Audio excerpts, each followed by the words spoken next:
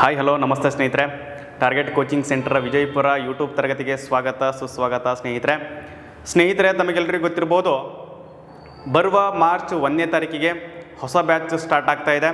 So ತಮಗೆ ಯಾರಿಗಾದರೂ interested ಇದ್ದರೆ ಸ್ಕ್ರೀನ್ ಮೇಲೆ ಬರೀತಕ್ಕಂಥ ನಂಬರ್ಗೆ ನೀವು ಕರೆ ಮಾಡಿ ನೀವು ಅಡ್ಮಿಷನನ್ನು ಪಡ್ಕೋಬೋದು ಸ್ನೇಹಿತರೆ.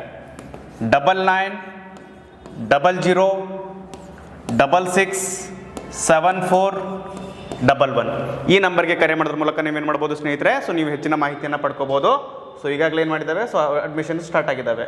ಓಕೆ, ಇವತ್ತು ಇಂಪಾರ್ಟೆಂಟ್ ಆಗಿರ್ತಕ್ಕಂಥ ಟಾಪಿಕನ್ನು ಡಿಸ್ಕಸ್ ಮಾಡೋದ್ರ ಮೂಲಕ ನಾನು ನಿಮ್ಗೆ ಇಂಗ್ಲೀಷ್ನಲ್ಲಿ ಬಹಳ ಅಗ್ದಿ ಈಸಿಯಾಗಿ ಪರ್ಫೆಕ್ಟ್ ಮಾಡುವಂತಹ ಪ್ರಯತ್ನ ನಮ್ಮ ಟಾರ್ಗೆಟ್ ಕೋಚಿಂಗ್ ಸೆಂಟರ್ ಯೂಟ್ಯೂಬ್ ವತಿಯಿಂದ ನಡೀತಾ ಇದೆ.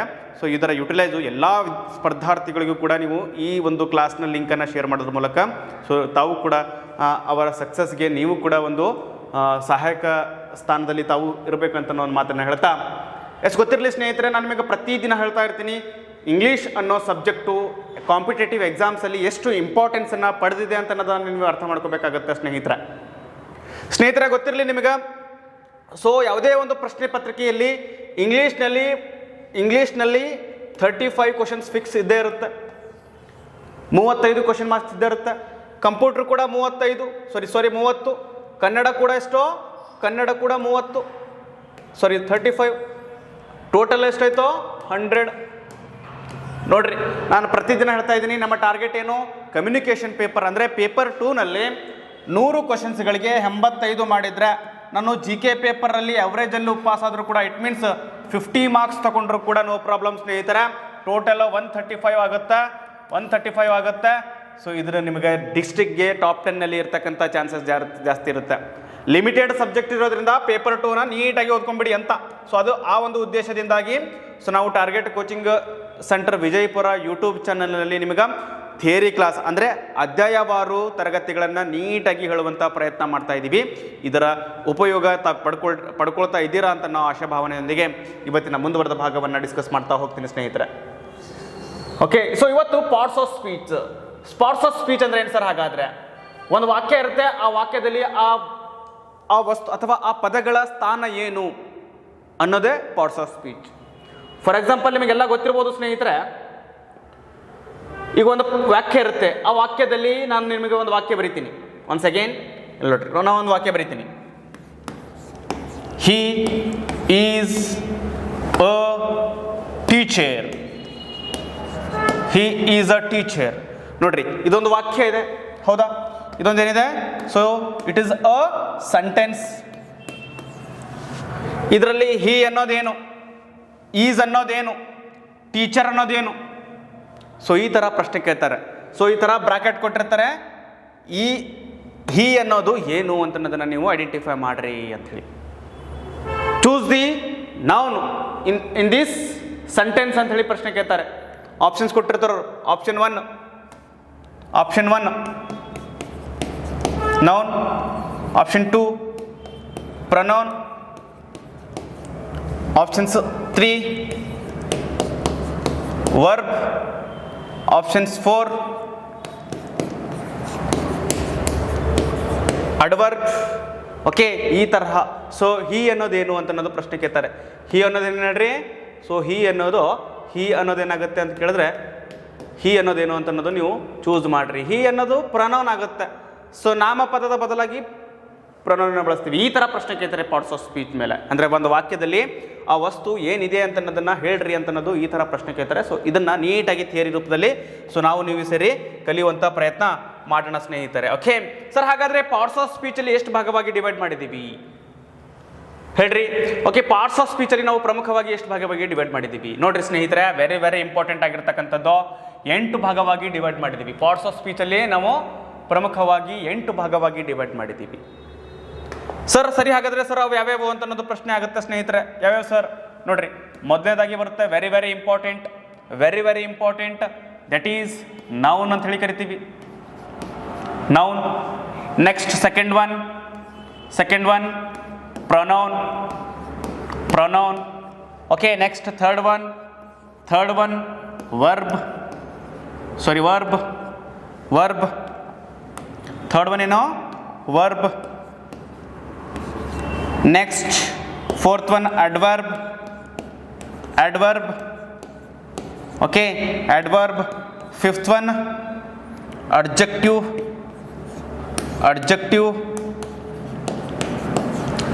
Sixth one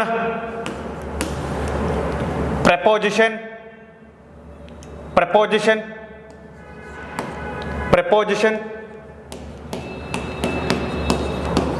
Seventh one conjunction. Okay, last one 8 parts of speech ಅಂತ ಹೇಳಿದೆ ನಾನು. 9 ಕೂಡ ಇದಾವೆ.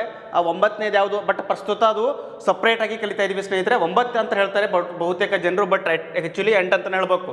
ಆ 9ನೇ ಪಾರ್ಟ್ಸ್ ಆಫ್ ಸ್ಪೀಚ್ ಯಾವುದಾಗಿತ್ತು ಅಂತ ಅನ್ನೋದನ್ನು ನಾನು ನಿಮಗೆ ಹೇಳ್ತೀನಿ. Okay, don't worry. ನೋಡ್ರಿ, last one ಇಂಟರಾಜೆಕ್ಷನ್.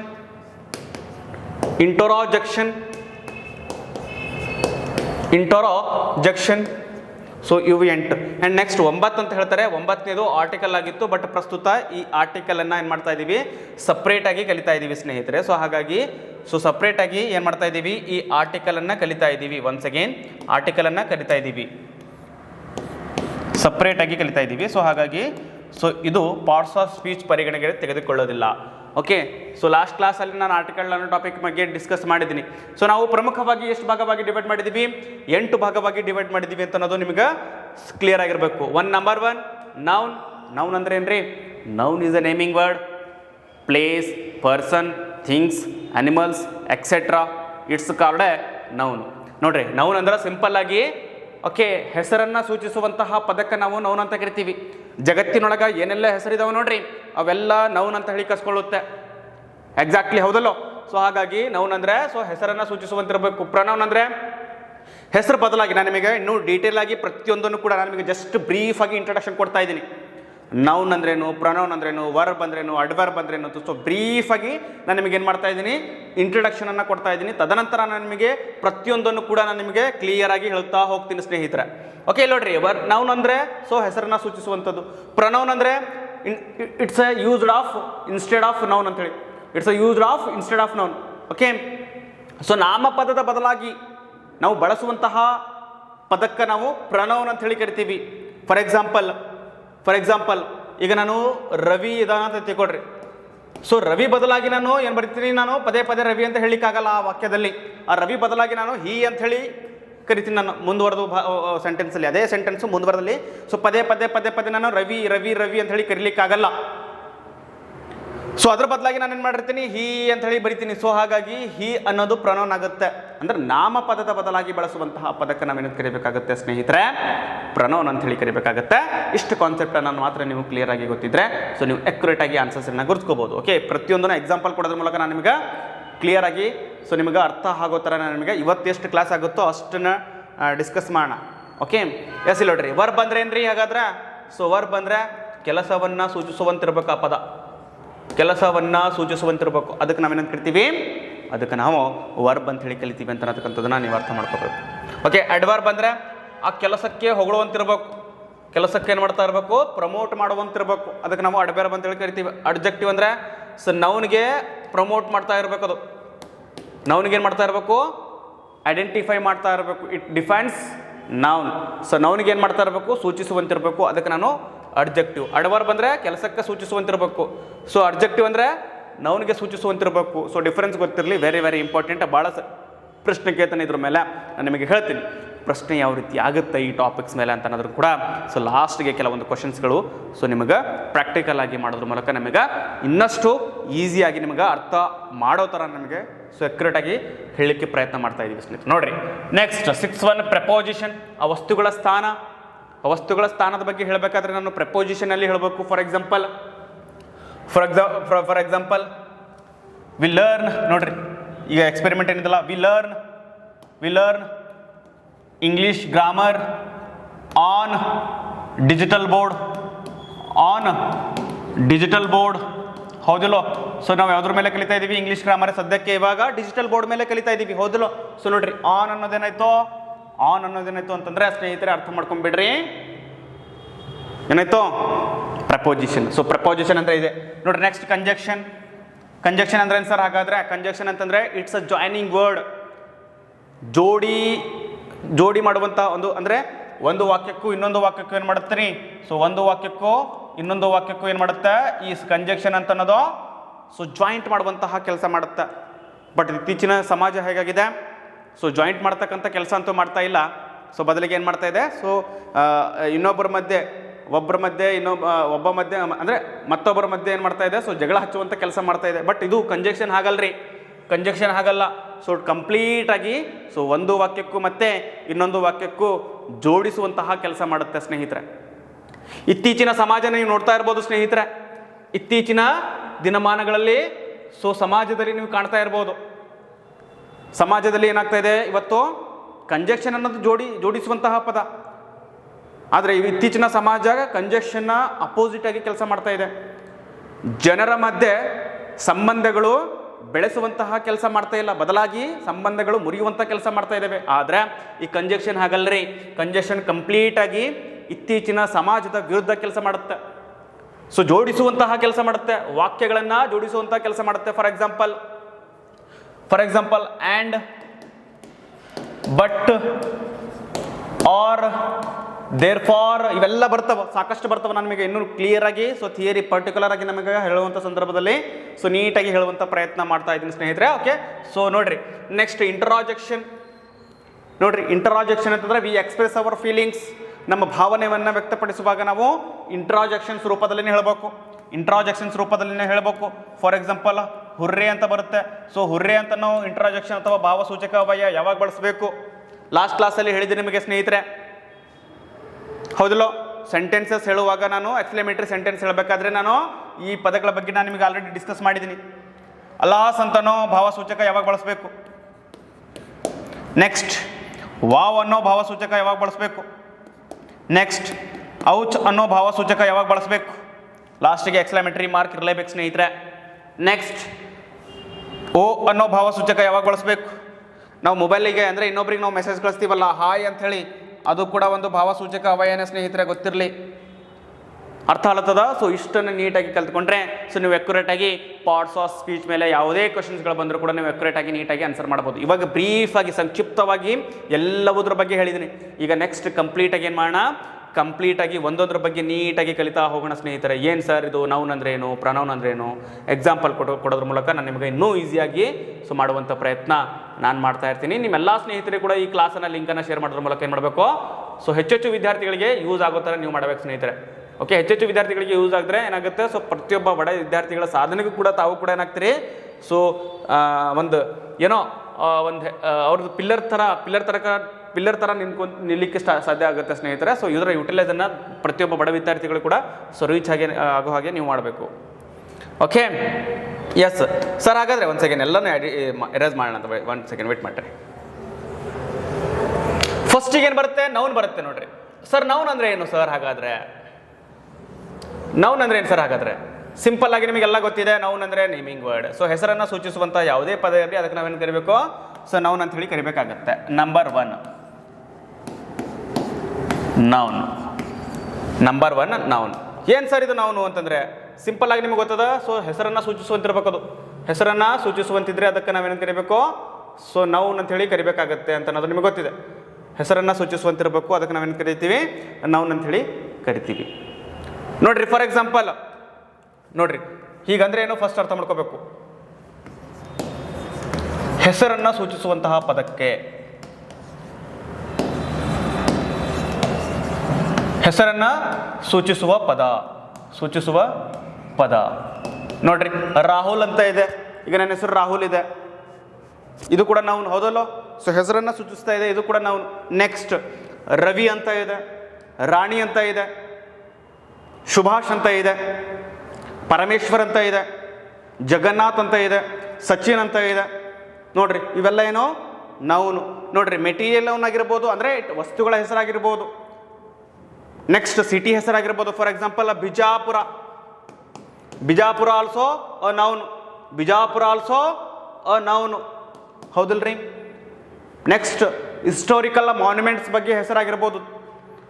ಬಾರಾಕಮಾನ್,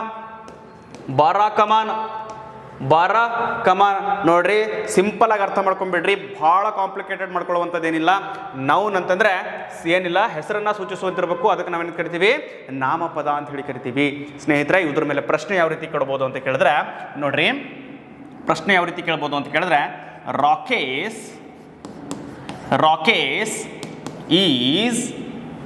is on intelligent boy.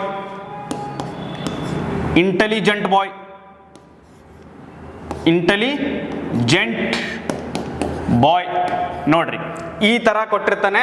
So Rakesh ಅನ್ನೋದಕ್ಕೆ ಅಂಡರ್ಲೈನ್ ಮಾಡಿರ್ತಾನ ಅವನು. ಸೊ ರಾಕೇಶ್ ಅನ್ನೋದಕ್ಕೆ ಏನು ಮಾಡಿರ್ತಾನೆ ರೀ, ಅಂಡರ್ಲೈನ್ ಮಾಡಿರ್ತಾನ ಅವನು. ರಾಕೇಶ್ ಅನ್ನೋದಕ್ಕೆ ಒಂದ್ಸಗೆ ನಾನು ನಿಮಗೆ ಇನ್ನೂ ಕ್ಲಿಯರ್ ಆಗಿ ಹೇಳ್ತೀನಿ. ರಾಕೇಶ್ ಅನ್ನೋದಕ್ಕೆ ಏನು ಮಾಡಿರ್ತಾನೆ ಅವನು, ಅಂಡರ್ಲೈನ್ ಮಾಡಿರ್ತಾನೆ. ಸೊ ರಾಕೇಶ್ ಅನ್ನೋದನ್ನ ನೀವು ಏನಂತ ಅನ್ನೋದು ಐಡೆಂಟಿಫೈ ಮಾಡ್ರಿ ಅಂತ ಹೇಳಿ ಕರ್ಸ್ನ ಕೊಡ್ತಾನೆ. ಸೊ ಆಪ್ಷನ್ಸ್ ಕೆಳಗಡೆ ಕೊಟ್ಟಿರ್ತಾನೆ ಅವ ನೀಟಾಗಿ. ಸೊ ನೀವು ಉಡ್ಸ್ಕೋಬೇಕು, ಇದು ವರ್ಬ್ ಇದೇನೋ ಅಥವಾ ನೌನ್ ಇದೇನೋ ಅಥವಾ ಅಡ್ಜೆಕ್ಟಿವ್ ಇದೇನೋ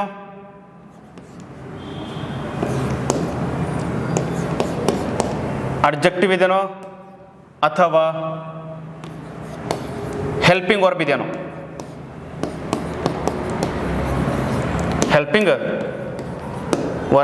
ಸೊ ಇದನ್ನ ನೀವು ನೀಟಾಗಿ ಗುರ್ಸ್ಕೋಬೇಕು. ಸೊ ಏನಿದೆ ಅಂತ ಅನ್ನೋದನ್ನ ನೀವು ನೀಟಾಗಿ ಗುರ್ಸ್ಕೋಬೇಕು. ನೋಡ್ರಿ, ಪ್ರಶ್ನೆ ಇದೇ ತರ ಕೇಳ್ತಾನೆ ಸ್ನೇಹಿತರೆ. ಅಕ್ಯುರೇಟ್ ಆಗಿ ನೀವು ಕಳೆದ ಪೇಪರ್ಗಳಲ್ಲಿ ನೋಡ್ರಿ, ಪಾರ್ಟ್ಸ್ ಆಫ್ ಸ್ಪೀಚ್ ಮೇಲೆ ಬಿಟ್ಟು ಯಾವುದೇ ಕ್ವಶನ್ ಪೇಪರ್ ರೆಡಿ ಆಗಿರಲ್ಲ.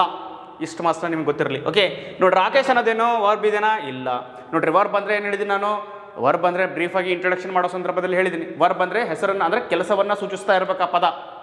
ರನ್, ಸ್ಲೀಪು, ರೀಡು, ರೈಟು, ಗೋ, ಕ್ಲೀನ್, ವಾಶ್, ಇವೆಲ್ಲ ಏನದವ? ಇವೆಲ್ಲ ನೌನ್ ಅದಾವ, ವರ್ಬ್ ಅದಾವ.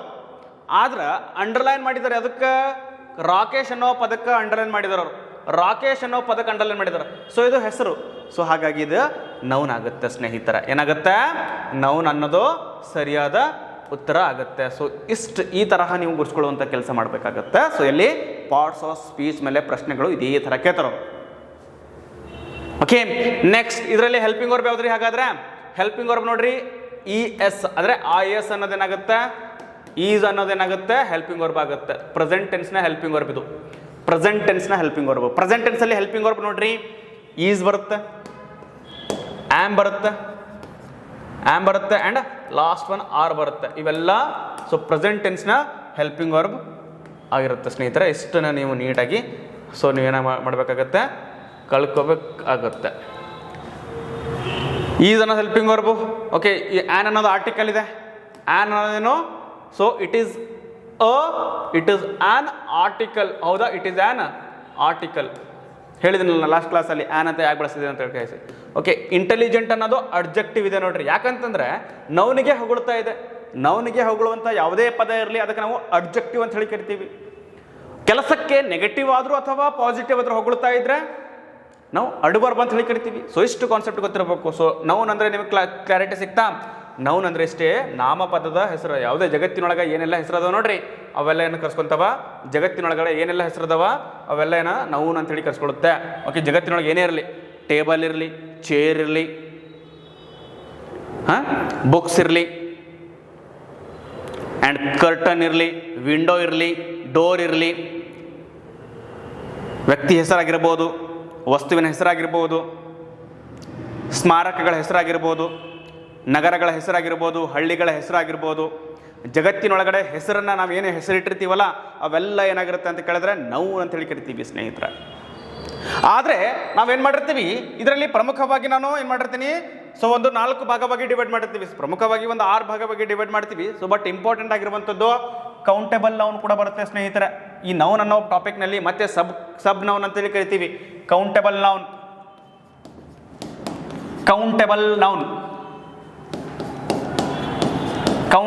ಸರ್. ಏನು ಸರ್ ಕೌಂಟೇಬಲ್ ನೌನ್ ಅಂದ್ರೆ? ಸೊ ನಾನು ಕಂಪ್ಲೀಟಾಗಿ ಇದಾದ ನಂತರ ನೆಕ್ಸ್ಟ್ ಅನ್ಕೌಂಟೇಬಲ್ ಬಗ್ಗೆ ಡಿಸ್ಕಸ್ ಮಾಡ್ತೀನಿ. ಸರ್ ಏನು ಸರ್ ಕೌಂಟೇಬಲ್ ನೌನ್ ಅಂದ್ರೆ? ನೋಡ್ರಿ, ಕೌಂಟೇಬಲ್ ಅಂದ್ರೆ ನೌನ್ ಅಂದ್ರೆ ನಮಗೆ ಎಣಿಸ್ಲಿಕ್ಕೆ ಸಾಧ್ಯ ಇರಬೇಕು. ಫಾರ್ ಎಕ್ಸಾಂಪಲ್ ಅ ಟೇಬಲ್ ಅಂದರೆ ಒಂದು ಟೇಬಲ್. ಸೊ ಟೇಬಲನ್ನು ಎಣಿಸ್ತೀವಿ. 1 table, 2 table, 3 table, 4 table. Pen ಪೆನ್ನನ್ನು ನಾವು ಎಣಿಸ್ಲಿಕ್ಕೆ ಸಾಧ್ಯ ಇದೆ. 1 ಪೆನ್, 2 ಪೆನ್, 3 ಪೆನ್, 4 ಪೆನ್, ಈ ಥರ ಬುಕ್ಸನ್ನು ಎಣಿಸ್ಲಿಕ್ಕೆ ಸಾಧ್ಯ ಇದೆ. 1 ಬುಕ್, 2 ಬುಕ್, 3 ಬುಕ್ಸ್, 4 ಬುಕ್ಸ್, ಈ ಥರ ನೋಡ್ರಿ. ಎಣಿಸ್ಲಿಕ್ಕೆ ಯಾವುದೆಲ್ಲ ಸಾಧ್ಯ ಇದೆಯೋ ಎಣಿಕೆಗೆ ಸಾಧ್ಯ ಇರಬೇಕು. ಸೊ ಅದನ್ನು ನಾವೇನು ಕರಿತೀವಿ? ಸೊ ಎಣಿಕೆಗೆ ಸಾಧ್ಯ ಇರುವಂತಹ ನಾವೊಂದು ನಾಮಪದಕ್ಕೆ ಏನಂತ ಕರಿತೀವಿ? ಕೌಂಟೇಬಲ್ ನಾಮಪದ ಅಂತ ಹೇಳಿ ಕರಿತೀವಿ ಸ್ನೇಹಿತರೆ. ಇಷ್ಟನ್ನು ನೀವು ಕ್ಲಿಯರ್ ಆಗಿ ಅರ್ಥ ಮಾಡ್ಕೋಬೇಕಾಗತ್ತೆ. ಸೊ ಇದರ ಅಪೋಸಿಟ್ ಬರುತ್ತೆ ಸ್ನೇಹಿತರೆ ಇನ್ನೊಂದು ಅನ್ಕೌಂಟಬಲ್ ನೌನ್ ಅಂತ ಹೇಳಿ. ವೆರಿ ವೆರಿ ಇಂಪಾರ್ಟೆಂಟ್ ನೋಡ್ರಿ. ಎರಡನೇದಾಗಿ ಯಾವ್ದು ಬರುತ್ತೆ?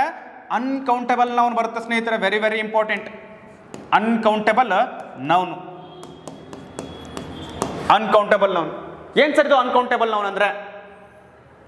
ಸಿಂಪಲ್, ಅದ್ರ ಅಪೋಸಿಟ್, ಕಂಪ್ಲೀಟ್ಲಿ ಅಪೋಸಿಟ್. ಎಣಿಕೆಗೆ ಅಸಾಧ್ಯವಾಗಿರ್ತಕ್ಕಂಥ ನಾಮಪದಗಳು. ಫಾರ್ ಎಕ್ಸಾಂಪಲ್, ನಮ್ಮ ಹೇರ್ ಅಂದ್ರೆ ಕೂದಲು ಎಣಿಸ್ಲಿಕ್ಕೆ ಅಸಾಧ್ಯ ಇದೆ ನೋಡ್ರಿ. ಎಷ್ಟು ಉದುರ್ತಾವೋ ಎಷ್ಟು ಬೆಳಿತಾವೋ, ಅನ್ಕೌಂಟೇಬಲ್. ಹೌದಿಲ್ಲ? ಎಷ್ಟು ಉದುರ್ತಾವೋ ಎಷ್ಟು ಬೆಳಿತಾವೋ, ಹೌದಿಲ್ರಿ? ಸೊ ಅದಕ್ಕೆ ಆ ಹೇರ್ ಅನ್ನೋದೇನು ಅಂದ್ರೆ ಕೂದಲುಗಳು ಅಂತ ಅನ್ನೋದು ಅನ್ಕೌಂಟೇಬಲ್ ನೌನ್ಗೆ ಬೆಸ್ಟ್ ಎಕ್ಸಾಂಪಲ್. ಪ್ರಶ್ನೆ ಕೇಳ್ತಾನೆ ನಾನು, which is the uncountable, which is the correct suitable of uncountable noun ಅಂತ ಹೇಳಿ ಪ್ರಶ್ನೆ ಕೇಳ್ತಾನೆ ಸ್ನೇಹಿತರೆ. ನೋಡ್ರಿ, ಅನ್ಕೌಂಟೇಬಲ್ ನೌನ್ ಅಂತಂದ್ರೆ ಎಣಿಕೆಗೆ ಅಸಾಧ್ಯವಾಗಿರುವಂಥದ್ದು. ಎಣಿಕೆಗೆ ಏನಾಗಿರೋದು? ಸೊ ಅಸಾಧ್ಯವಾಗಿರುವಂಥದ್ದಕ್ಕೆ ನಾವೇನು ಕರಿತೀವಿ? ಅನ್ಕೌಂಟೇಬಲ್ ನೌನ್ ಅಂತ ಹೇಳಿ ಕರಿತೀವಿ. ಇಷ್ಟು ಕಾನ್ಸೆಪ್ಟ್ ನಿಮ್ಗೆ ಕ್ಲಿಯರ್ ಆಗಿದ್ರೆ ಅಕ್ಯುರೇಟ್ ಆಗಿ ಆನ್ಸರ್ಸ್ಗಳನ್ನ ಗುರುತಿಸ್ಕೋಬಹುದು. ಸರ್ ಫಾರ್ ಎಕ್ಸಾಂಪಲ್ಸ್ ಹೇಳ್ರಿ ಸರ್, ಅನ್ಕೌಂಟೇಬಲ್ ಅಂದ್ರೆ ಯಾವ್ಯಾವೆಲ್ಲ ಬರುತ್ತೆ ಸರ್? ಹಾಗಾದ್ರೆ ಸಿಂಪಲ್ ಆಗಿ ಅರ್ಥ ಮಾಡ್ಕೊಂಡ್ಬಿಟ್ರೆ ಸ್ನೇಹಿತರೆ, hair, next milk, water, star, ನಕ್ಷತ್ರಗಳು ಕೂಡ ಎಣಿಸ್ಲಿಕ್ಕೆ ಸಾಧ್ಯ ಇಲ್ಲ. ಸೊ ನಕ್ಷತ್ರಗಳಿಗೂ ಕೂಡ ಸಾವಿದೆ, ಗೊತ್ತಿರಲಿ. ನೀವು EVS ಅನ್ನೋ ಸಬ್ಜೆಕ್ಟಲ್ಲಿ ಓದ್ತೀರಿ.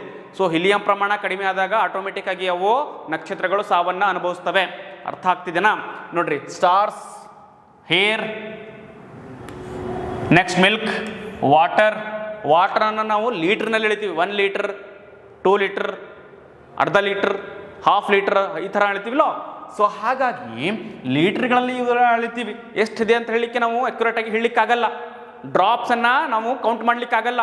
ಆ ನೀರಿನ ಡ್ರಾಪ್ಸನ್ನು ಕೌಂಟ್ ಮಾಡಲಿಕ್ಕಾಗಲ್ಲ. ಸೊ ಹಾಗಾಗಿ it is on uncountable noun ಸ್ನೇಹಿತರೆ. ಇಷ್ಟು ಮಾತ್ರ ನಿಮಗೆ ಕ್ಲಿಯರ್ ಆಗಿ ಗೊತ್ತಿದ್ರೆ, ಸೊ ಕೌಂಟೇಬಲ್ ನೌನ್ಗೂ ಮತ್ತು ಅನ್ಕೌಂಟೇಬಲ್ ನೌನ್ಗೂ ಸೊ ಡಿಫ್ರೆನ್ಸ್ ಸೊ ನಿಮಗೆ ಕ್ಲಾರಿಟಿ ಸಿಗುತ್ತೆ ಸ್ನೇಹಿತರೆ. ಓಕೆ, ನೆಕ್ಸ್ಟ್ ಇನ್ನೊಂದು ಬರುತ್ತೆ. ನೆಕ್ಸ್ಟ್ ವೆರಿ ವೆರಿ ಇಂಪಾರ್ಟೆಂಟ್ ಆಗಿರ್ತಕ್ಕಂಥದ್ದು ಇನ್ನೊಂದು ಬರುತ್ತೆ. ವೆರಿ ವೆರಿ ಇಂಪಾರ್ಟೆಂಟ್ ಆಗಿರ್ತಕ್ಕಂಥದ್ದು ಕಾಮನ್ ನೌನ್. ಏನು ಸರ್ ಕಾಮನ್ ನೌನ್ ಅಂದರೆ?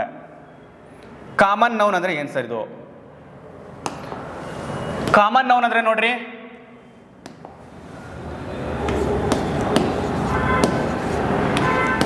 ಕಾಮನ್ ನೌನ್ ಸಿಂಪಲ್ ಆಗಿದೆ ನೋಡ್ರಿ. ಕಾಮನ್ ನೌನ್ ಅಂದರೆ ನಾನು ನಿಮಗೆ ಪ್ರಶ್ನೆ ಯಾವ ರೀತಿ ಕೇಳ್ಬೋದು ಇದ್ರ ಮೇಲೆ ಅಂತಂದರೆ, this is a institute. This is an institute. This is an institute. So ಈ ಥರ ಪ್ರಶ್ನೆ ಕೇಳ್ತಾರೆ. ಸೊ ಇದರಲ್ಲಿ ಇದು ಯಾವ ವಾಕ್ಯ ಇದೆ? Give me the best example of which sentence. This is an institute. So ಪ್ರಶ್ನೆ ಕೊಟ್ಟಿರ್ತಾನಮ್ಮ. Common noun, proper noun, material noun, abstract noun, countable noun, uncountable noun, ಯಾವ ನೌನ್ ಇದೆ ಅಂತ ಹೇಳ್ತೀರಿ ಸ್ನೇಹಿತರೆ? ಇದಕ್ಕೆ ನೋಡ್ರಿ, ಸಿಂಪಲ್ ಆಗಿ ಯಾವ ರೀತಿ ಗುರುತಿಸ್ಕೋಬೇಕು ಅಂತಂದ್ರೆ, ಕಾಮನ್ ನೌನ್ ಅಂದ್ರೆ ಸಾಮಾನ್ಯ ನಾಮಪದ ಅಂತ ಹೇಳಿ ಕನ್ನಡದಲ್ಲಿ ಕರಿತೀವಿ. ಇದನ್ನ ಕನ್ನಡದಲ್ಲಿ ಏನಂತ ಕರಿತೀವಿ? ಇದನ್ನ ಸಾಮಾನ್ಯ ನಾಮಪದ. ಸಾಮಾನ್ಯ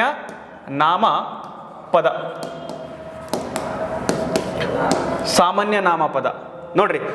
ದಿಸ್ ಈಸ್ ಆನ್ ಇನ್ಸ್ಟಿಟ್ಯೂಟ್. ನಾವು ಯಾವುದೋ ಒಂದು ಇನ್ಸ್ಟಿಟ್ಯೂಟ್ ಬಗ್ಗೆ ಮಾತಾಡ್ತಾ ಇದ್ದೀವಿ. ಸೊ ಹಾಗಾಗಿ ಕಾಮನ್ ಆಗಿ ಹೇಳ್ತಾ ಇದ್ದೀವಿ ಅಂದರೆ ಆ ಇನ್ಸ್ಟಿಟ್ಯೂಟ್ ಹೆಸರನ್ನು ಮೆನ್ಷನ್ ಮಾಡಿಲ್ಲ. ಒಂದು ವೇಳೆ ಸೊ ಈಗ ನೆಕ್ಸ್ಟ್ ಟಾಪಿಕ್ ಕಲಿತೀರಿ, very very important. Next topic ಕಲಿತೀರಿ ನೋಡ್ರಿ. ಒಂದು ವೇಳೆ ಇಲ್ಲಿ ನೋಡಿ, ಈಗ ಬರಿತಾ ಇದ್ದೀನಿ ನೋಡ್ರಿ. ಈಗ ಪ್ರಾಪರ್ ನೌನ್ ಬಗ್ಗೆ ಹೇಳ್ತೀನಿ ನಾನು ನಿಮ್ಗೆ. ಪ್ರಾಪರ್ ನೌನ್ ಇದಕ್ಕೆ ಕನ್ನಡದಲ್ಲಿ ನಾವೇನು ಕರಿತೀವಿ? ಕನ್ನಡದಲ್ಲಿ ನಿಖರತೆ ನಾಮಪದ ಅಂತ ಹೇಳಿ ಕರಿತೀವಿ. ಓಕೆ, ಪ್ರಾಪರ್ ನೌನ್ ಅಂತಂದ್ರೆ ಸಿಂಪಲ್ ಆಗಿ ನೋಡ್ರಿ, ನಾನು ನಿಮಗೆ ಬರಿತೀನಿ ನೋಡ್ರಿ. This is once again this is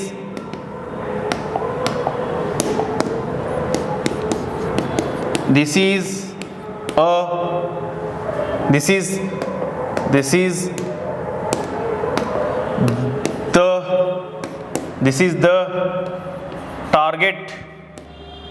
target coaching centre Vijayapura ಅಂತ ಹೇಳಿ ಈ ಥರ.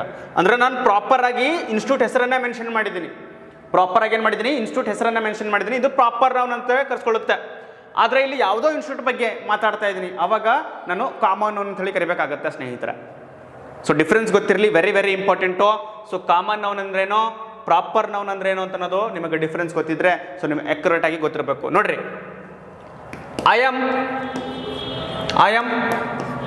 ಪ್ಲೇಯಿಂಗ್ ಇನ್ ದಿ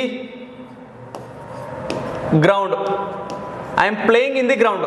ಇದು ಯಾವ ನೌನ್ ಆಗುತ್ತೆ? ಕಾಮನ್ ನೌನ್ ಆಗುತ್ತೆ.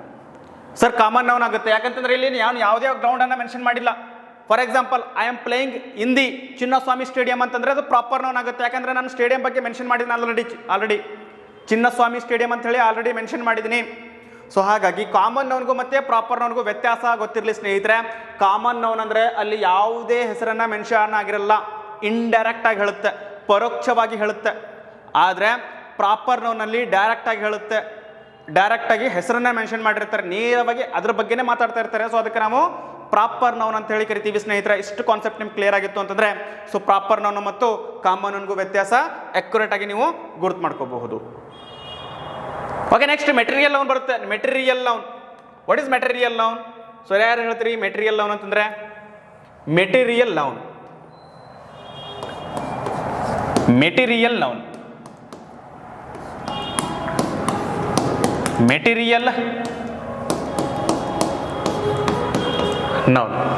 ಏನ್ ಸರ್ ಮೆಟೀರಿಯಲ್ ಅಂದ್ರೆ? ವಸ್ತುಗಳ ಬಗ್ಗೆ ಮಾತನಾಡೋದು. Table, chair, books, pen,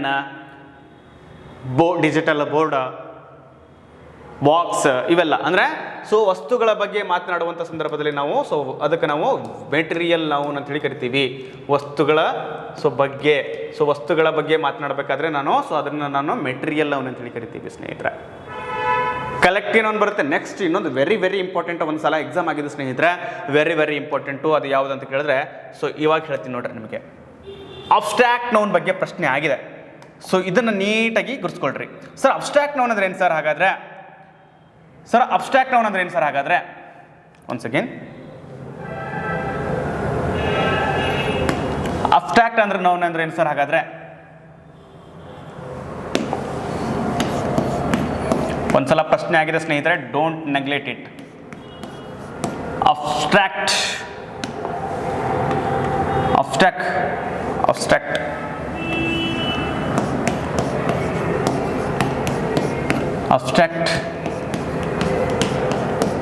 noun ನೋಡ್ರಿ, ಇದಕ್ಕೆ ನಾನು ಅಮೂರ್ತ ನಾಮಪದ ಅಂತ ಹೇಳಿ ಕರಿತೀವಿ. ಅಂದ್ರೆ ಕಣ್ಣಿಗೆ ಕಾಣಂಗಿಲ್ಲ, ಟಚ್ ಮಾಡ್ಲಿಕ್ಕೂ ಸಾಧ್ಯ ಇಲ್ಲ, ಸ್ಮೆಲ್ ಮಾಡ್ಲಿಕ್ಕೂ ಸಾಧ್ಯ ಇಲ್ಲ.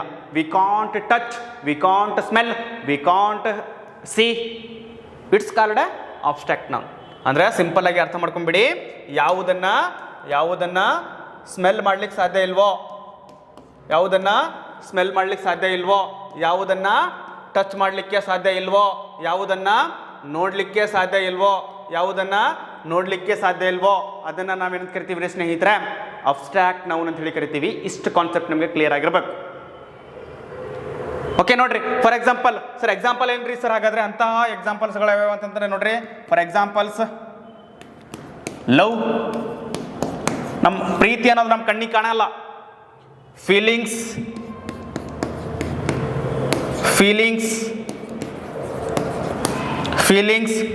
ಪ್ರೀತಿ, ಭಾವನೆಗಳು ಕೂಡ ನಮ್ಮ ಕಣ್ಣಿಗೆ ಕಾಣೋದಿಲ್ಲ.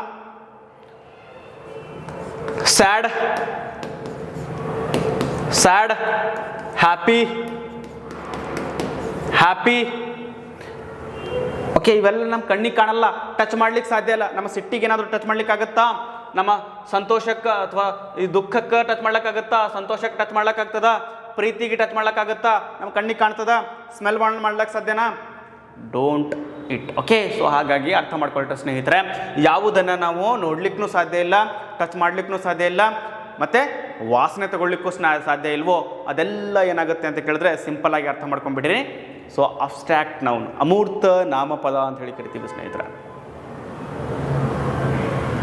ಓಕೆ, ಸೊ ಇಷ್ಟು ಕಾನ್ಸೆಪ್ಟ್ ಗೊತ್ತಿತ್ತು ಅಂತ ಕೇಳಿದ್ರೆ, ಸೊ ಇವೆಲ್ಲ ಏನಾಯ್ತು, ಸೊ ನಾಮಪದದ ಸಬ್ ನೌನ್ ಆಯಿತು ಸ್ನೇಹಿತರೆ. ನಾಮಪದದ ಉಪ ನಾಮಪದಗಳು ಅಂತ ಹೇಳಿ ಕರಿತೀವಿ, ಉಪ ನಾಮಪದಗಳು ಕನ್ನಡದಲ್ಲಿ. ಉಪ ನಾಮಪದಗಳು, ನಾಮಪದದ್ದು.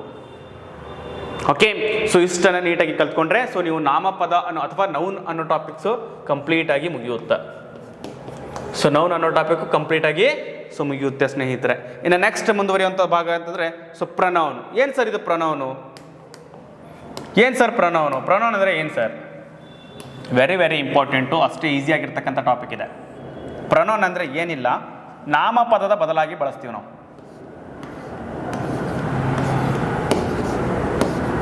ಪ್ರೊನೌನ್, ಪ್ರೊನೌನ್ ನಾಮಪದದ ಬದಲಾಗಿ ಬಳಸುವಂತಹ ಪದಕ್ಕೆ ನಾವೇನು ಕರಿತೀವಿ? ಪ್ರನೌನ್ ಅಂತ ಹೇಳಿ ಕರಿತೀವಿ ಸ್ನೇಹಿತರೆ. ಸರ್ವನಾಮಪದ ಅಂತ ಹೇಳಿ ಕನ್ನಡದಲ್ಲಿ ಕರಿತೀವಿ ಇದನ್ನ. ಸರ್ವನಾಮ ಪದ, ಸರ್ವನಾಮ ಪದ, ಸರ್ವನಾಮ ಪದ. ನೋಡ್ರಿ, instead of noun, instead of noun ಅಂದರೆ ನಾಮಪದದ ಬದಲಾಗಿ ಬಳಸ್ತೀವಿ ನಾವು. ನಾನು ನಿಮಗೆ ಒಂದು ಎಕ್ಸಾಂಪಲ್ ಹೇಳಿದೆ, ನಾನು ನಿಮಗೊಂದು ಸಣ್ಣ ಎಕ್ಸಾಂಪಲ್ ಹೇಳಿದೆ. ರವಿ ಈಸ್ ಎ ಗುಡ್ ಬಾಯ್, ಒಂದು ಸಲ ಬಳಸಿದ್ವಿ. ರವಿ ಈಸ್ ಎ ಬ್ರಿಲಿಯಂಟ್ ಬಾಯ್, ಅದೇ ವಾಕ್ಯ ಕಂಟಿನ್ಯೂ ಮಾಡಬೇಕಾದ್ರೆ ಸೊ ಪದೇ ಪದೇ ಪದೇ ಪದೇ ನಾನು ರವಿ ಅಂತ ತಗೊಳ್ಳಕ್ಕೆ ಹೋಗಬಾರ್ದು, ಬದಲಾಗಿ ಹೀ ಅಂತ ತಗೊಳ್ಬೇಕು. Ravi is a good boy, he is a more sufficient boy for our English grammar class. ಬಹಳ ಸಫಿಸಿಯೆಂಟ್ ಅಂದರೆ ನಮಗೆ ಒಗ್ಗುವಂತಹ ವ್ಯಕ್ತಿ ಯಾರಾದ್ರೆ ರವಿ ಅದನ್ನು. ಸೊ ಹಾಗಾಗಿ ಪದೇ ಪದೇ ಪದೇ ಪದೇ ರವಿ ಹೆಸರು ತಗೊಳ್ಳಲ್ಲ. ಸೊ ಬದಲಾಗಿ ನಾನು ಒಂದು ಪದ ತಗೋತೀನಿ, ಅದೇ ಯಾವುದಂತಂದ್ರೆ ಹೀ. ಸೊ ಹೀ ಅನ್ನೋದೇನಾಗುತ್ತೆ, ಸೊ ಸರ್ವನಾಮ ಪದ ಆಗುತ್ತೆ ಅಥವಾ ಪ್ರನೌನ್ ಆಗುತ್ತೆ ಸ್ನೇಹಿತರೆ, ಪ್ರನೌನ್ ಆಗುತ್ತೆ. ಗೊತ್ತಿರಲಿ ಡಿಫ್ರೆನ್ಸು. ನಾಮಪದ ಅಂತಂದರೆ ಹೆಸರನ್ನು ಸೂಚಿಸ್ತಾ ಇರಬೇಕು. ರವಿ, ರಾಣಿ, ರಾಜು, ರಾಹುಲ, ಗಿರೀಶ, ಹರೀಶ, ರುಚಿ, ಈಶ್ವರಿ, ಇವೆಲ್ಲ ಅಂದರೆ ಹೆಸರನ್ನು ಸೂಚಿಸ್ತಾ ಇರಬೇಕು. ಅವುಗಳಿಗೆ ನಾವೇನು ಕರಿತೀವಿ? ಪ್ರನೌನ್ ಅಂತ ಹೇಳಿ ಕರಿತೀವಿ. ಆದ್ರೆ ಹೆಸರನ್ನು ಸೂಚಿಸಬೇಕು, ಅವಾಗ ನೌನ್ ಅಂತ ಹೇಳಿ ಕರಿತೀವಿ. ಆದ್ರೆ ಹೆಸರು ಬದಲಾಗಿ ಅಂದರೆ ಹೆಸರನ್ನ ಬದಲಾಗಿ ಬಳಸ್ತೀವಲ್ಲ, ಅದಕ್ಕೆ ನಾವೇನು ಕರಿತೀವಿ? ಪ್ರನೌನ್ ಅಂತ ಹೇಳಿ ಕರಿತೀವಿ ಸ್ನೇಹಿತರೆ. ಸೊ ಇಷ್ಟು ಕಾನ್ಸೆಪ್ಟ್ ನಿಮಗೆ ಕ್ಲಿಯರ್ ಆಗಿದ್ರೆ ಸೊ ನೀವೇನು ಮಾಡ್ಬೋದು? ಅಕ್ಯುರೇಟ್ ಆಗಿ ಗುರುಸ್ಕೋಬಹುದು. ಫಾರ್ ಎಕ್ಸಾಂಪಲ್ ನೋಡ್ರಿ, ಇದಕ್ಕೆ ಸೊ ಪ್ರನೌನ್ಗೆ ಎಕ್ಸಾಂಪಲ್ ಹೇಳ್ರಿ, ಯಾರು ಹೇಳ್ತೀರಿ? ವೆರಿ ವೆರಿ ಇಂಪಾರ್ಟೆಂಟು ನೋಡ್ರಿ. He, she, it, they, we, us, me, you. Okay, these are examples of pronoun. So ಇವೆಲ್ಲ ಸರ್ವನಾಮಪದಗಳಿಗೆ ಬೆಸ್ಟ್ ಎಕ್ಸಾಂಪಲ್ಸ್. ಹೀ ಅಂದರೆ ಅವನು, ಶಿ ಅಂದರೆ ಅವಳು, ಇಟ್ ಅಂದರೆ ಅದು, ದಟ್ ಅಂದರೆ ಅದು ಇದು, ದಟ್ ಅಂದರೆ ಅದು, ಇಟ್ ಅಂದರೆ ಇದು ಆಗುತ್ತೆ ಅಥವಾ ಅದೂ ಆಗುತ್ತೆ. ಓಕೆ, ನೆಕ್ಸ್ಟ್ ದೇ ಅಂದರೆ ಅವರು, ವಿ ಅಂದರೆ ನಾವು, ಅಸ್ ಅಂದರೆ ನಮಗೆ, ಮೀ ಅಂದರೆ ನನಗೆ, ಯು ಅಂದರೆ ನಾವು ಆಗುತ್ತೆ, ನೀನು ಆಗುತ್ತೆ. ಇನ್ನೊಂದು ಬರುತ್ತೆ ಆಯ್ ಅಂತ ಹೇಳಿ. ಆಯ್ ಅನ್ನೋದು ಕೂಡ ಏನಾಗುತ್ತೆ? ಪ್ರನೌನ್ ಆಗುತ್ತೆ ಸ್ನೇಹಿತರೆ. ಸೊ ಡಿಫ್ರೆನ್ಸ್ ಗೊತ್ತಿರಲಿ ನೌನ್ಗೂ ಮತ್ತು ಪ್ರನೌನ್ಗೂ. ಓಕೆ, ಸೊ ನಾಮಪದದ ಬದಲಾಗಿ ನಾವೇನು ಬಳಸ್ತೀವಿ?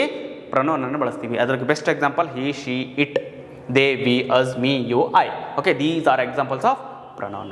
ಓಕೆ, ಇಷ್ಟು ಕ್ಲಿಯರ್ ಆಗಿದೆ ಅಂತ ತಿಳ್ಕೊಂಡು ಸೊ ನೆಕ್ಸ್ಟ್ ಇಲ್ಲಿಗೆ ಹೋಗೋಣ. ನೆಕ್ಸ್ಟ್ ಮುಂದುವರೆದ ಭಾಗ very very important, that is verb. That is verb. Sir verb ಅಂದ್ರೆ ಏನು ಸರ್? ಹಾಗಾದ್ರೆ ವರ್ಬ್ ಅಂದ್ರೆ ಏನು ಸರ್? ಇದ್ರ ಮೇಲೆ ಫಿಕ್ಸ್ ಕ್ವಶನ್ ಇರುತ್ತೆ ಸ್ನೇಹಿತರೆ. ಈ ವರ್ಬ್ ಮೇಲೆ ಫಿಕ್ಸ್ ಕ್ವಶನ್ ಇದ್ದೇ ಇರುತ್ತೆ. ಸೊ ನೀವು ನೆಗ್ಲೆಕ್ಟ್ ಮಾಡ್ಲಿಕ್ಕೆ ಹೋಗ್ಬೇಡ್ರಿ, ವೆರಿ ವೆರಿ ಇಂಪಾರ್ಟೆಂಟ್ ಆಗಿರ್ತಕ್ಕಂಥ ಟಾಪಿಕ್. ಸೊ ನೋಡ್ರಿ, ಸಿಂಪಲ್ ಆಗಿ ಅರ್ಥ ಮಾಡ್ಕೊಂಡ್ಬಿಡ್ರಿ ವರ್ಬ್ ಅಂದ್ರೆ ಏನು ಅಂತ ಅನ್ನೋದನ್ನ. ಸೊ ವರ್ಬ್ ಅಂದ್ರೆ ಕಾರ್ಯವನ್ನು ಸೂಚಿಸುವಂತಹ ಪದ. ವರ್ಬ್ ಅಂದ್ರೆ ಕಾರ್ಯ ಸೂಚಿಸುವಂತಹ ಪದ. ವರ್ಬ್ ಅಂದ್ರೆ ಕಾರ್ಯ ಸೂಚಿಸುವಂತಹ ಪದ. ಫಾರ್ ಎಕ್ಸಾಂಪಲ್ ನೋಡ್ರಿ, so verb is a action word. Verb is a, once again, verb is a action word.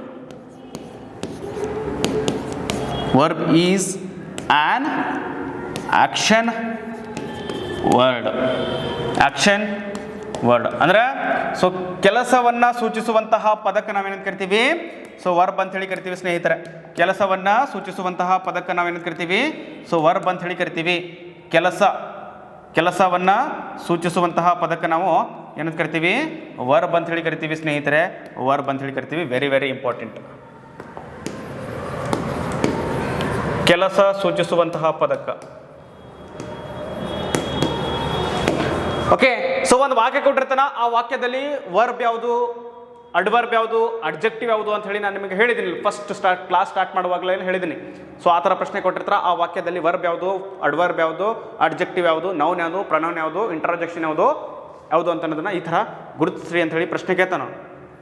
ನೋಡ್ರಿ, ಸೊ ವರ್ಬ್ ಅಂದರೆ ಕೆಲಸವನ್ನು ಸೂಚಿಸ್ತಾ ಇರಬೇಕಾ ಪದ. ಫಾರ್ ಎಕ್ಸಾಂಪಲ್ ನಾನು ನಿಮಗೆ ಕೊಡ್ತೀನಿ. Ravi runs slowly. Ravi runs slowly. ನೋಡ್ರಿ, ಇದರಲ್ಲಿ ವರ್ಬ್ ಯಾವುದು? ಸೊ ವರ್ಬ್ ಯಾವುದು ಸ್ನೇಹಿತರೆ? ವರ್ಬ್ ಯಾವುದು? ನೋಡ್ರಿ, ರನ್ಸ್ ಅನ್ನೋದೇನಾಯ್ತು? ವರ್ಬ್ ಆಯಿತು. ಸ್ಲೋಲಿ ಅನ್ನೋದೇನಾಯ್ತು? ರನ್ಸ್ಗೆ ಅದು ಇಂಡಿಕೇಟ್ ಮಾಡ್ತಾ ಇದೆ. ಸ್ಲೋಲಿ ಅನ್ನೋದು ಅಡ್ವರ್ಬ್ ಅಂದರೆ ಕ್ರಿಯೆ ಬಗ್ಗೆ ಮಾತನಾಡ್ತಾ ಇದೆ ಇದು. ಸೊ ಸ್ಲೋಲಿ ಅನ್ನೋದು ಕ್ರಿಯೆ ಬಗ್ಗೆ ಮಾತಾಡ್ತಾ ಇದೆ. ಯಾವ ರೀತಿ ಓಡ್ತಾ ಇದ್ದಾರೆ? ನಿಧಾನವಾಗಿ ಓಡ್ತಾ ಇದ್ದಾರೆ. ಸೊ ಕ್ರಿಯೆ ಬಗ್ಗೆ ಮಾತಾಡ್ತಾ ಇದೆ. ಸೊ ಹಾಗಾಗಿ ಏನಾಗುತ್ತೆ? ಸೊ ಕ್ರಿಯೆ ಬಗ್ಗೆ ಮಾತನಾಡ್ತಾ ಇದ್ರೆ ಸೊ ಅದು ಅಡ್ವರ್ಬ್ ಅನ್ಸ್ಕೊಳ್ಳುತ್ತೆ. ಸೊ ರನ್ಸ್ ಅನ್ನೋದು ಸೊ ವರ್ಬ್ ಆಗುತ್ತೆ. ಓಕೆ, ರನ್ಸ್ ಅನ್ನೋದು ಏನಾಗುತ್ತೆ ರೀ? ಸೊ ವರ್ಬ್ ಆಗುತ್ತೆ. ಸೊ ಇಷ್ಟನ್ನು ನೀಟಾಗಿ ಗುರ್ಸ್ಕೊಂಡ್ರೆ ಸೊ ನೀವು ಏನು ಮಾಡ್ಬೋದು? ಎಕ್ಯುರೇಟಾಗಿ ಆನ್ಸರ್ಸ್ಗಳನ್ನು ಗುರ್ಸ್ಕೋಬೇಕಾಗುತ್ತೆ ಸ್ನೇಹಿತರೆ. ರವಿ ಅನ್ನೋದೇನಾಯ್ತು? ನಾಮಪದ. ರವಿ ಅನ್ನೋದು ನಾಮಪದ ಸ್ನೇಹಿತರೆ. ನೆಕ್ಸ್ಟ್ ನಿಮಗೆ ಇನ್ನೊಂದು ಕೆಲವೊಂದು ಎಕ್ಸ್ಪೆರಿಮೆಂಟ್ ಮಾಡೋದ್ರ ಮೂಲಕ ನಾನು ನಿಮಗೆ ಇನ್ನೂ ಕ್ಲಿಯರಾಗಿ ಅರ್ಥ ಮಾಡಿಸುವಂಥ ಪ್ರಯತ್ನ ಮಾಡ್ತೀನಿ. Mister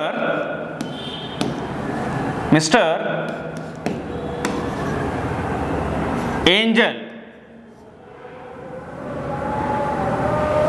word. Mister Angel Word ಆ ವ್ಯಕ್ತಿ ಹೆಸರು.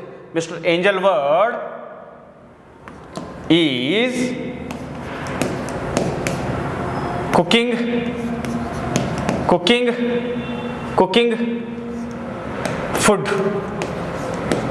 ಫುಡ್. ನೋಡ್ರಿ, mister Angel Word cooking food. ಇದರಲ್ಲಿ ನಾಮಪದ ಯಾವುದು, ಸರ್ವನಾಮ ಪದ ಯಾವುದು, ವರ್ಬ್ ಯಾವುದು, ಅಡ್ವರ್ಬ್ ಯಾವುದು ಅನ್ನೋದನ್ನ ಗುರ್ಸ್ಕೋಬೇಕು. ಮತ್ತೆ ಹೆಲ್ಪಿಂಗ್ ವರ್ಬ್ ಯಾವುದು ಅಂತ ಅನ್ನೋದನ್ನ ಗುರ್ಸ್ಕೋಬೇಕು. ನೋಡ್ರಿ, ಮಿಸ್ಟರ್ ಏಂಜಲ್ ಅಂತ ಅನ್ನೋದೇನ್ರಿ? ಮಿಸ್ಟರ್ ಏಂಜಲ್ ಅಂತ ಅನ್ನೋದೇನೋ ನೌನ್ ಆಗುತ್ತೆ, ವ್ಯಕ್ತಿ ಹೆಸರಿದೆ. ನೆಕ್ಸ್ಟ್ ಇದು ಹೆಲ್ಪಿಂಗ್ ವರ್ಬ್ ಆಗುತ್ತೆ. ಓಕೆ, ಸೊ ಇದು ಹೆಲ್ಪಿಂಗ್ ವರ್ಬ್ ಆಗುತ್ತೆ. ನೆಕ್ಸ್ಟ್ ಕುಕಿಂಗ್ ಅನ್ನೋದೇನಾಗುತ್ತೆ? ವರ್ಬ್ ಆಗುತ್ತೆ ಸ್ನೇಹಿತರೆ. ಕುಕಿಂಗ್ ಅನ್ನೋದೇನಾಗುತ್ತೆ ರೀ? ವರ್ಬ್ ಆಗುತ್ತೆ. ನೆಕ್ಸ್ಟ್ ಇದೇನಾಗುತ್ತೆ? ಫುಡ್ ಅನ್ನೋದು ಹೆಸರಾಗುತ್ತೆ. ಒಂದು ಆಹಾರ ಅನ್ನೋದು ಹೆಸರು. ಸೊ ಫುಡ್ ಅನ್ನೋದು ಕೂಡ ಒಂದು ನೌನ್ ಆಗುತ್ತೆ. ನೋಡ್ರಿ, ಸೊ ಪರ್ಟಿಕ್ಯುಲರ್ ಆಗಿ ಪಾರ್ಟ್ಸ್ ಆಫ್ ಸ್ಪೀಚ್ ಅಂದರೆ ಒಂದು ವಾಕ್ಯದಲ್ಲಿ ಅವುಗಳ ಸ್ಥಾನ, ಅವರ ಹೆಸರು ಅಂದರೆ ಯಾವುದು ಕೆಲಸ ಇದೆ ಅಂದರೆ ಫುಡ್ ಅನ್ನೋದೇನಿದೆ? ಸೊ ಫುಡ್ ಅನ್ನೋದೇನಿದೆ? ಸೊ ಕುಕಿಂಗ್ ಅಂತ ಅನ್ನೋದೇನಿದೆ? ಸೊ ವರ್ಬ್ ಇದೆ. ಕುಕ್ ಅನ್ನೋದು ಕೆಲಸ ಮಾಡುವಂಥದ್ದು. ಸೊ ಕೆಲಸವನ್ನು ಸೂಚಿಸ್ತಾ ಇದೆ. ಸೊ ಹಾಗಾಗಿ ಇದು verb. Noun. Mister Angel word ಅಂತ ಅನ್ನೋದು ವ್ಯಕ್ತಿ ಹೆಸರು, ನೌನು. ಹೆಲ್ಪಿಂಗ್ ವರ್ಬ್ ಇದೆ. ಇದು ಪ್ರಶ್ನೆ ಇದೇ ಕೇಳ್ತಾರೆ. ಪಾರ್ಟ್ಸ್ ಆಫ್ ಸ್ಪೀಚಲ್ಲಿ ಇದೇ ಥರ ಪ್ರಶ್ನೆ ಕೇಳ್ತಾರೆ. ಈ ವಾಕ್ಯದಲ್ಲಿ ಹೆಲ್ಪಿಂಗ್ ವರ್ಬ್ ಯಾವುದೋ, ವರ್ಬ್ ಯಾವುದೋ, ಅಡ್ಜೆಕ್ಟಿವ್ ಯಾವುದೋ, ನೌನ್ ಯಾವುದೋ, ಪ್ರೊನೌನ್ ಯಾವುದೋ, ಇಂಟ್ರಾಜೆಕ್ಷನ್ ಯಾವುದೋ, ಕಂಜೆಕ್ಷನ್ ಯಾವುದು ಅಂತ ಹೇಳಿ ಈ ಥರ ಪ್ರಶ್ನೆ ಕೇಳ್ತಾರೆ ಸ್ನೇಹಿತರೆ. ಸೊ ಅಕ್ಯುರೇಟಾಗಿ ಗುರ್ಸ್ಕೋಬೇಕು. ಓಕೆ, ಫುಡ್ ಅನ್ನೋದು ಕೂಡ ಒಂದು ನೌನು. ಸೊ ಓಕೆ, ಸೊ ಇದಿಷ್ಟನ್ನು ನೀವು ನೀಟಾಗಿ ಕಲ್ತ್ಕೊಂಡ್ರೆ ಸೊ ವರ್ಬ್ ಅನ್ನೋ ಟಾಪಿಕ್ ನಿಮಗೆ ಕ್ಲಿಯರಾಗಿ ಅರ್ಥ ಆಗುತ್ತೆ ಸ್ನೇಹಿತರೆ. ಇನ್ನು ನೆಕ್ಸ್ಟ್ ನೋಡ್ರಿ, ವೆರಿ ವೆರಿ ಇಂಪಾರ್ಟೆಂಟ್ ಆಗಿರ್ತಕ್ಕಂಥದ್ದು ಅಡ್ವರ್ಬ್ ಅಂತ ಬರುತ್ತೆ. Adverb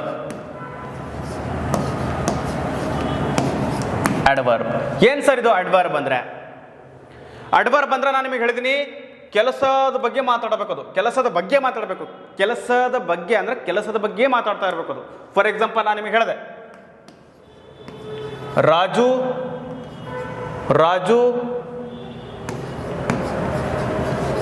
reeds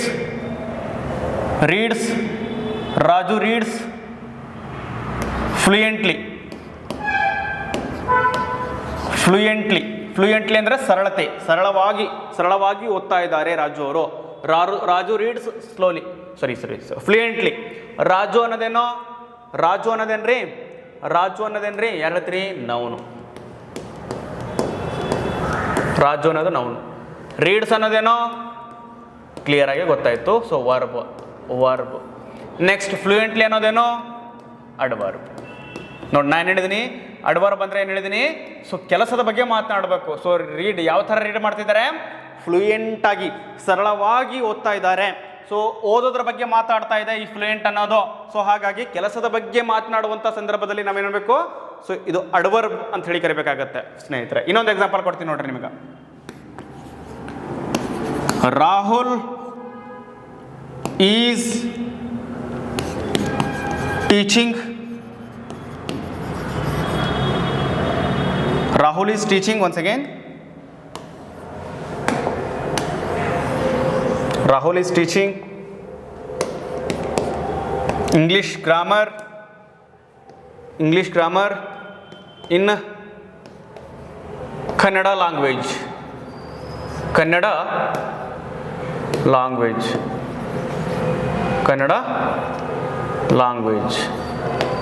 Very Kannada language.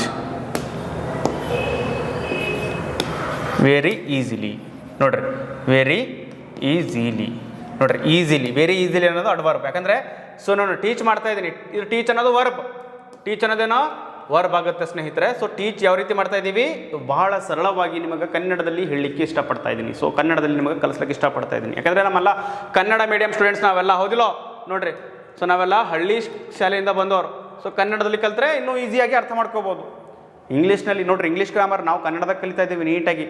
ನಾನು ಇಂಗ್ಲೀಷ್ನ ಮಾತಾಡಿದ್ರೆ ಅಥವಾ ಇಂಗ್ಲೀಷ್ನಾಗ ನಾನು ನಿಮಗೆ ಹೇಳಿದರೆ ನಿಮಗೆ ಅರ್ಥ ಆಗಲ್ಲ. ಇದೇನು ಮಾರಾಯ ಅಂತ ಹೇಳಿ ಕ್ಲಾಸ್ ನಿಮಗೆ ಸ್ಕಿಪ್ ಮಾಡುವಂಥ ಸಾಧ್ಯತೆ ಇರುತ್ತೆ. ಸೊ ಅದಕ್ಕೆ ಕನ್ನಡದಲ್ಲಿ, ಈಗ ನಾವು ಕನ್ನಡದಲ್ಲಿ ಕಲಿತಾ ಇದ್ದೀವಿ ಅಂದರೆ ಇಂಗ್ಲೀಷ್ನಾಗ ಮತ್ತೆ ಬೇರೆ ಇರ್ತದೆ ಏನ್ರಿ? ಇರಲ್ಲ. ಅದನ್ನು ನಾನು ನಿಮಗೆ ಟ್ರಾನ್ಸ್ಲೇಟ್ ಮಾಡಿ ಹೇಳ್ತಾ ಇದ್ದೀನಿ. ಇಂಗ್ಲೀಷ್ ಟು ಕನ್ನಡ ಟ್ರಾನ್ಸ್ಲೇಟ್ ಮಾಡಿ ಹೇಳ್ತಾ ಇದ್ದೀನಿ. ಓಕೆ. ಸೊ ಟೀಚ್ ಅನ್ನೋದು ವರ್ಬ್ ಆಗುತ್ತೆ. ಈ ವರ್ಬಿಗೆ ಹೊಗಳ್ತಾ ಇದೆ ವೆರಿ ಈಸಿಲಿ ಅನ್ನೋ ಪದ. ಆ ವೆರಿ ಈಸಿಲಿ ಅನ್ನೋದು ಏನಾಗುತ್ತೆ? ಅಡ್ವರ್ಬ್ ಆಗುತ್ತೆ. ಸೊ ಇಷ್ಟು ನಿಮ್ಮ ಕಾನ್ಸೆಪ್ಟ್ ಇರುತ್ತೆ ಈ ಪಾರ್ಟ್ಸ್ ಆಫ್ ಸ್ಪೀಚ್ ಮೇಲೆ. ಸುಮಾರು ಏನಿಲ್ಲಪ್ಪ ಅಂತಂದ್ರು, ಅಂದ್ರೆ ಪ್ರತಿಯೊಂದು ಎಕ್ಸಾಮಲ್ಲಿ ನೋಡ್ತೀನಿ ಸರಿ ಸ್ನೇಹಿತರೆ, 3 ರಿಂದ 4 ಕ್ವಶನ್ ಏನಾಗಿರುತ್ತೆ? ಫಿಕ್ಸ್ ಇದ್ದೇ ಇರುತ್ತೆ. ಸೊ ಹಾಗಾಗಿ ಇದ್ರ ಬಗ್ಗೆ ಸ್ವಲ್ಪ ನೀವು ಗಮನ ಹರಿಸಿದ್ದೆ ಆದರೆ ಸೊ ನೀವು ಇನ್ನೂ ಒಳ್ಳೆಯ ಸ್ಕೋರನ್ನು ಮಾಡ್ಕೋಬಹುದು. ಸೊ ನೋಡ್ರಿ, ಇಂಗ್ಲೀಷ್ ಗ್ರಾಮರ್ ಅಂತ ಅನ್ನೋದು ನಿಮಗೆ ಗೊತ್ತಿರಲಿ. ಸೊ ಪ್ರತಿ ಒಂದು ಎಕ್ಸಾಮಲ್ಲೂ ಕೂಡ, ಸೊ ಇಂಗ್ಲೀಷ್ ಗ್ರಾಮರ್ ಪ್ರತಿಯೊಂದು ಎಕ್ಸಾಮಲ್ಲೂ ಕೂಡ ಸೆಲೆಕ್ಷನ್ ಪ್ರೊಸೆಸ್ ಆಗ್ಲಿಕ್ಕೆ ಇದೇ ಸಬ್ಜೆಕ್ಟ್ ವೆರಿ ಇಂಪಾರ್ಟೆಂಟ್ ಆಗಿರುತ್ತೆ. ಈ ಸಬ್ಜೆಕ್ಟ್ ವೆರಿ ಇಂಪಾರ್ಟೆಂಟ್ ಆಗಿರುತ್ತೆ. ಎಲ್ಲ ನಮ್ಮ ಕನ್ನಡ ಮೀಡಿಯಂ ಸ್ಟೂಡೆಂಟ್ಸು ಫೇಲ್ ಆಗೋದೇ ಇಲ್ಲಿ. 35 ಕ್ವಶನ್ಸ್ಗಳಿಗೆ 20 ತೊಗೊಂಡ್ರೆ ಭಾಳ ಆಯಿತು ಸ್ಟೂಡೆಂಟ್ಸ್ಗಳು. ಅದಕ್ಕೆ ನಾವು ಹೇಳ್ತಾ ಇದ್ದೀವಿ ಸ್ನೇಹಿತರೆ, 20 ಅಲ್ಲ 35ಕ್ಕೆ ಏನಿಲ್ಲ ಅಂತಂದ್ರು ಸೊ 32 ಕ್ವಶನ್ಸ್ಗಳನ್ನು ನಾವು ಟಾರ್ಗೆಟ್ ಇಟ್ಟಿದ್ದೀವಿ. ಯಾಕಂದರೆ ಕೆಲವೊಂದು ಎಲ್ಲನೂ ಟಚ್ ಮಾಡಲಿಕ್ಕಾಗಲ್ಲ. ಆವ್ರೇಜ್ ಪರ್ಫಾರ್ಮೆನ್ಸ್ ಕೊಡುವಂಥ ಸ್ಟೂಡೆಂಟ್ಸು ಕೂಡ ಒಳ್ಳೆ ರಿಸಲ್ಟ್ ತೆಗಿಬೇಕು ಇಂಗ್ಲೀಷ್ ಗ್ರಾಮರ್ನಲ್ಲಿ ತಿಳ್ಕೊಂಡು. ಸೊ ನಮ್ಮ target coaching centre Vijayapura YouTube ತರಗತಿಗಳಲ್ಲಿ ಅಧ್ಯಾಯವಾರು ಅಂದರೆ ಟಾಪಿಕ್ ವೈಸ್ ನಿಮಗೆ ಥಿಯರಿ ರೂಪದಲ್ಲಿ ವಿತ್ ಕ್ವಶನ್ಸ್ಗಳು ಕೂಡ ಸೊ ಹೇಳೋದ್ರ ಮೂಲಕ ನಮಗೆ ನೀಟಾಗಿ ಕಲಿಸುವಂಥ ಪ್ರಯತ್ನ ಈ ಒಂದು ಯೂಟ್ಯೂಬ್ ಚಾನಲಲ್ಲಿ ಆಗ್ತಾ ಇದೆ. ಸೊ ಇದರ ಯೂಟಿಲೈಸ್ ಎಲ್ಲ ನನ್ನ ಸ್ನೇಹಿತರು ಕೂಡ ಪಡ್ಕೊಳ್ರಿ ಅಂತ ನಾವು ಒಂದು ಮಾಹಿತಿಯನ್ನು ತಿಳಿಸ್ತಾ ಇವತ್ತಿಗೆ ಈ ಕ್ಲಾಸನ್ನು ಎಂಡ್ ಮಾಡ್ತಾ ಇದ್ದೀನಿ ಸ್ನೇಹಿತರೆ. ಸೊ ಮತ್ತೊಮ್ಮೆ ನಿಮಗೆ ತಿಳಿಸೋದೇನಂತಂದರೆ, ಸೊ ಬರುವ ಮಾರ್ಚ್ 1ನೇ ತಾರೀಕಿಗೆ ಈ ಸಂಸ್ಥೆ ಅಂದರೆ ಟಾರ್ಗೆಟ್ ಸಂಸ್ಥೆಯಲ್ಲಿ ನಿಮಗೆ ಹೊಸ ಬ್ಯಾಚ್ ಸ್ಟಾರ್ಟ್ ಆಗ್ತಾ ಇದೆ. ಸೊ ಆದಷ್ಟು ಬೇಗ ಸೀಟನ್ನು ಖಚಿತಪಡಿಸ್ಕೊಳ್ರಿ. ಲಿಮಿಟೆಡ್ ಸೀಟ್ಸ್ ಮಾತ್ರ ಇದ್ದಾವೆ. ಸೊ ಒಳ್ಳೆಯ ಎಜುಕೇಟರ್ಸ್ ಇದ್ದಾವೆ, ಒಳ್ಳೆಯ ಫೆಸಿಲಿಟಿ ಇದೆ, ಪ್ರತ್ಯೇಕವಾದ ವಿದ್ಯಾರ್ಥಿ ಮತ್ತು ವಿದ್ಯಾರ್ಥಿನಿಯರಿಗೆ ಶೌಚಾಲಯ ಇದೆ. ಡಿಜಿಟಲ್ ಬೋರ್ಡ್ ಮೂಲಕನೇ ನಾವೆಲ್ಲರೂ ಕ್ಲಾಸನ್ನು ಮಾಡ್ತೀವಿ. ಓಕೆ, ಒಳ್ಳೆ ಮಾರ್ಗದರ್ಶಕರಿಂದ ನಿಮಗೆ ಇಲ್ಲಿ ಟೀಚ್ ಮಾಡಲಾಗ್ತದೆ. ಅನುಭವಿ ಶಿಕ್ಷಕರು ಕೂಡ ಇರ್ತಾರೆ. ಒಳ್ಳೆ ಫೆಸಿಲಿಟಿ ಇದೆ.